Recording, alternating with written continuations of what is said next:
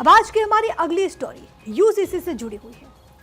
2.5 साल की तैयारियों के बाद आखिरकार वो वक्त आ गया जब उत्तराखंड में यूनिफॉर्म सिविल कोड यानी कि यूसीसी लागू होने जा रहा है। और इसी सिलसिले में उत्तराखंड के मुख्यमंत्री पुष्कर सिंह धामी सोमवार को मुख्य सेवक सदन में यूसीसी के पोर्टल और नियमावली का लोकार्पण करेंगे। इसके लिए शासन स्तर से तैयारियां पूरी हो चुकी हैं।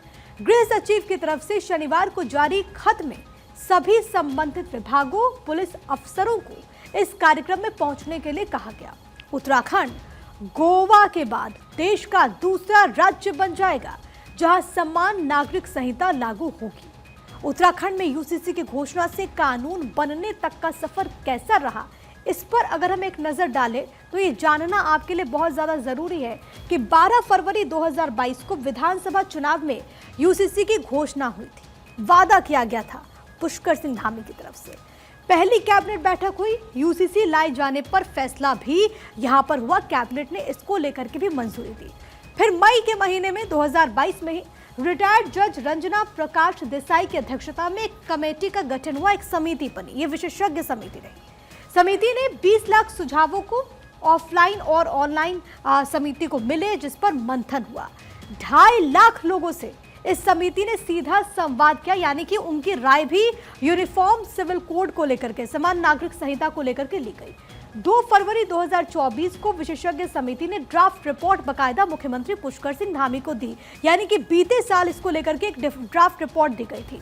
6 फरवरी को विधानसभा में यूसीसी विधेयक पेश हुआ। वो तस्वीरें आपको याद होगी जब खुद मुख्यमंत्री लेकर के निकले थे, यहाँ पर संविधान की कॉपी भी लेकर के वो निकले थे और यूसीसी का ड्राफ्ट जो था वो यहाँ पर लाया गया।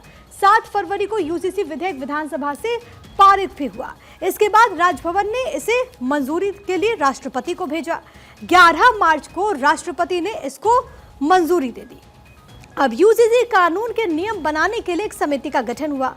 20 जनवरी 2025 को, यानी कि कुछ दिन पहले ही नियमावली को कैबिनेट की मंजूरी मिल गई और अब इसे कल फुल फ्लेज्ड तरीके से प्रदेश में लागू कर दिया जाएगा।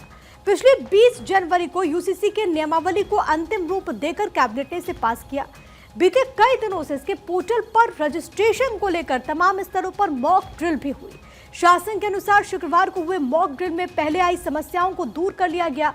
अब ये पोर्टल आम नागरिकों को और अधिकारियों के इस्तेमाल के लिए पूरी तरीके से तैयार हो चुका है। यूसीसी को लेकर कई अलग अलग जरियों से सुझाव आए, तमाम बैठकें भी हुई। अब इसके बारे में भी ग्राफिक्स के जरिए कुछ महत्वपूर्ण जानकारियां हैं जो कि आपको बता देते हैं। देखिए, इसमें यूसीसी के लिए 43 हितधारकों के साथ बैठकें भी हो चुकी है।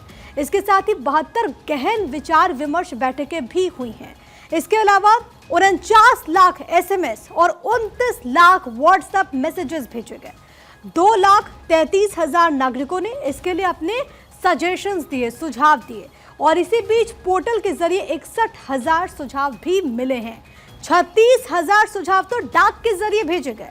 1,20,000 सुझाव जो हैं वो दस्ती के जरिए आए हैं। इसके साथ ही साथ सुझाव के 24,000 ईमेल्स भी इस दौरान भेजे गए। तो ऐसा नहीं है कि इसको बिल्कुल एकदम से इम्प्लीमेंट किया जा रहा है। इसको लेकर के लगातार बैठकें हुई और सुझाव भी मिले। तमाम सुझावों पर अगर हम नजर डालें के साथ साथ कई तरीके के अध्ययन भी करते हुए उत्तराखंड में यूसीसी पर आखिरी मोहर लगा दी गई।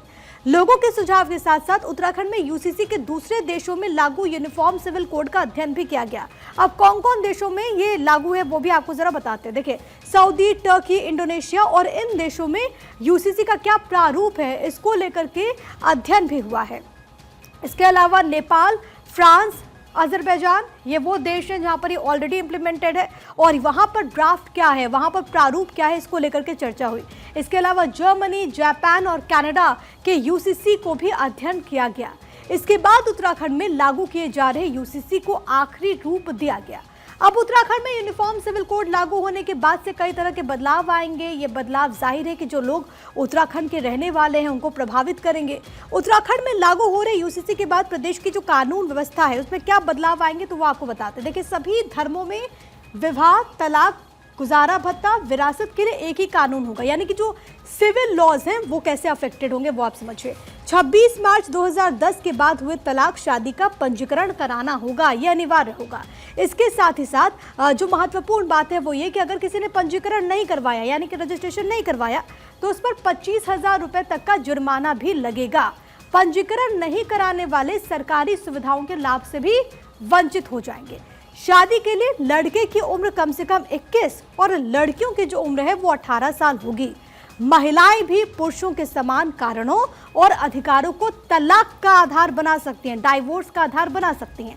इसके अलावा हलाला और इद्दत जैसी प्रथा भी खत्म हो जाएंगी। दूसरी शादी पर रोक नहीं रहेगी। तो ये हम आपको इसके तमाम जो अलग अलग पहलू हैं, पॉइंटर्स हैं, उनके बारे में बता रहे हैं। एक पति और पत्नी के जीवित होने पर दूसरा विवाह करना पूरी तरीके से प्रतिबंधित रहेगा।